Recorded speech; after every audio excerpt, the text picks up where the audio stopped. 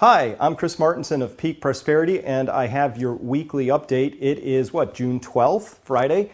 So here's what's going on. We've got a really interesting new two-part report at the website that we're talking about right now, written by Charles Hugh Smith, and it's about, what it's really about is the increasing desperation of the authorities. And the way we're detecting that now is because they're waging a war on cash. We've seen all of the talking heads from the major banks, including the head of the chief economist for Citibank, William Buiter, and other notable authorities across the ECB and inside the Fed even, have been talking about limiting cash itself. And they've been saying, cash is such a big problem for us, and we think we could move to a cashless society.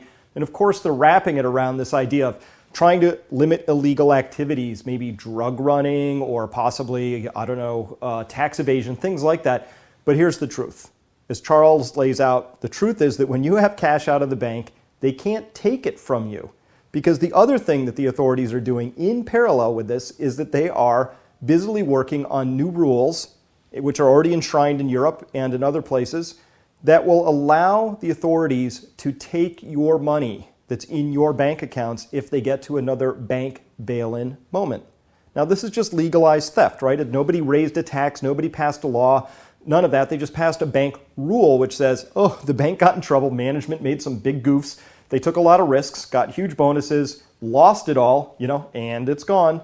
And next thing you know, they're going to say they want your money in your bank accounts in order to be able to make up for those shortfalls. So that's one of their goals, is when they get in trouble, they want to be able to take your money from you. Of course, if you have cash out of the bank, they can't do that. It's much harder to do that. So that's reason one. Make sure you don't have cash, and so they're talking about limiting cash. The second reason is, this is the big one, what if they really want you to go out and spend your money? Well, one thing they could do is, imagine if you put your money in a bank account and you were getting minus 6% interest or minus 10% interest. Those are rules they can set anytime they want. And so, of course, the thinking is, gosh, if we could just get people to be really upset about losing 6%, 8%, 10% of their money per year in their bank accounts, they'll take it out and spend it. But we don't want them to take it out as cash and hold it onto it, because that's not what we want. What we want is we want people to take their cash out of the bank in form of electronic payments for stuff, because they want to be able to force you or cajole you or cattle prod you into doing what they want you to do, which is to spend more, more, more. And of course, the really good thing they would love is if you spent more than you had, then you would have to borrow more money, and that's how our system works. Our system is built on always borrowing more, spending more than we have, consuming more and more, and nobody anywhere rational, except for people right here, us, are talking about the idea that this is insane. This is literally insane. And this is what's happening. But the first thing you need to be aware of is the extent to which these financially repressive activities are ongoing and what you can do about it. So that's what we're talking about at the website right now.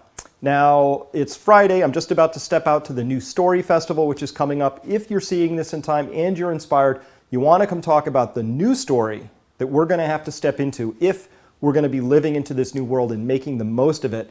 Come to that. It's down in Connecticut. You can find links to how to find it at my website, or just Google up New Story Festival with my name, and lots of things will pop up. You'll find instructions, directions, registration forms, all that. So that's going to be fun. Charles Eisenstein's going to be there. My wife Becca's going to be there. All three of us together talking from very different angles about this new story we have to step into, because let's face it, it's time for a new story. And the authorities are busy trying to make sure that we really fall under the thumb of the old story. So power lies with us as always. We just have to realize that and take charge. So with that, have a great weekend if you're watching this before the weekend. Otherwise, have a great week. We'll see you next time.